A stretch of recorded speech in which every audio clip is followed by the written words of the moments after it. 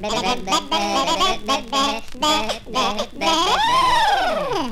y avait une fois une vieille bique qui avait 7 petits biquets. Elle les aimait beaucoup comme une mère aime ses enfants. Un jour, elle voulut aller dans la forêt pour chercher des provisions. Alors, elle les appela tous autour d'elle et dit: Mes chers petits, je vais aller dans la forêt. Faites bien attention au loup. S'il entre, il vous dévorera tous avec la peau et les poils. Le malfaisant se déguise souvent, mais vous le reconnaîtrez à sa grosse voix et à ses pattes noires. Les petits biquets répondirent: Chère maman, nous ferons très très attention. Vous pouvez partir sans crainte. Et en faisant, Mais... la vieille bique partit le cœur léger. Très peu de temps après, quelqu'un frappa à la porte de la maison et cria: Mais, ouvrez, chers enfants. Votre mère est là et vous a rapporté quelque chose à chacun. Mais les petits biquets reconnurent à sa grosse voix râpeuse que c'était le loup.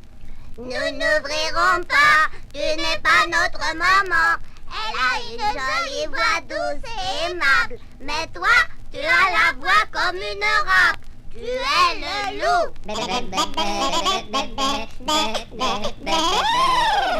Alors le loup s'en alla chez un marchand de couleurs et s'acheta un gros morceau de craie. Il le mangea et ça lui donna la voix douce. Puis il revint frapper à la porte de la maison et cria: Mais, ouvrez, chers petits enfants. Votre mère est là et vous a rapporté quelque chose à chacun. Mais le loup avait posé sa patte noire sur la fenêtre. Les enfants la virent et crièrent: Nous n'ouvrirons pas. Notre maman n'a pas des pieds noirs comme ça. Tu es le loup. Alors le loup courut chez un boulanger et lui dit: Je me suis donné un coup sur le pied.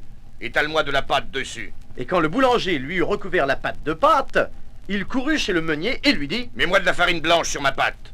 Le meunier pensa, Le loup est en train de préparer une entourloupette à quelqu'un. et il refusa. Mais le loup lui dit: Si tu ne le fais pas, je vais te manger.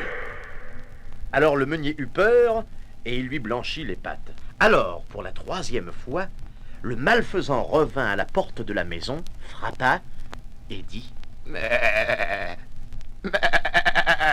ouvrez, mes enfants. Votre chère maman est revenue et elle vous a rapporté à chacun quelque chose de la forêt. Montre d'abord ta patte pour nous prouver que tu es bien notre chère petite maman. Alors il mit sa patte à la fenêtre, et quand ils virent qu'elle était blanche, ils crurent que ce qu'il disait était vrai et ouvrirent la porte.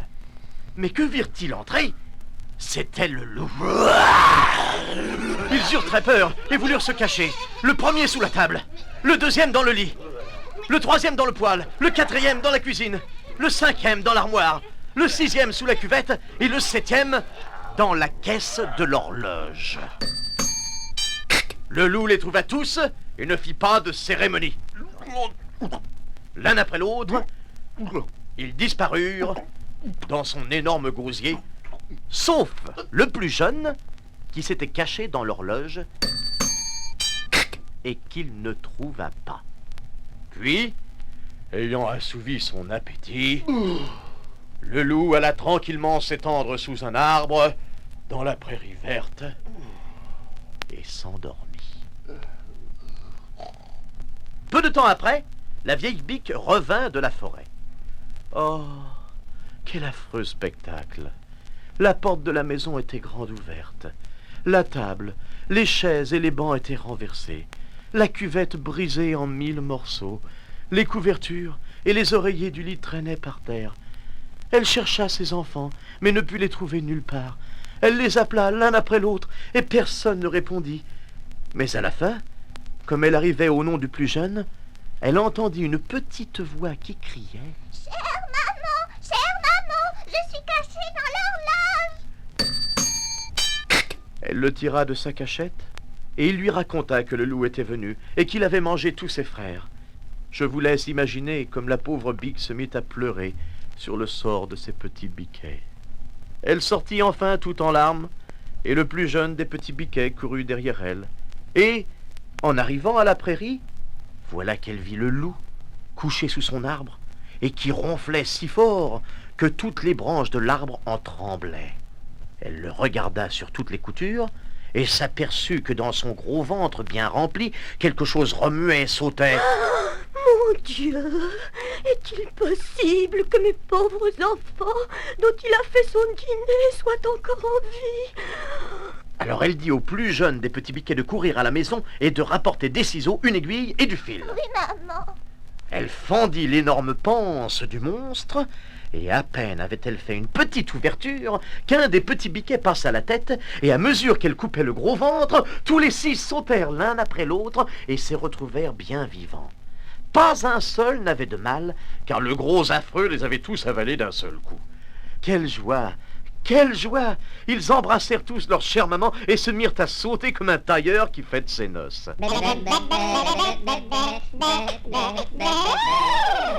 Mais la vieille chèvre leur dit: Maintenant, allez me chercher des grosses pierres et nous en remplirons le ventre de ce sale animal pendant qu'il continue à dormir. Alors les 7 petits biquets coururent vite chercher des pierres et enfourrèrent dans le ventre du loup autant qu'ils purent en porter.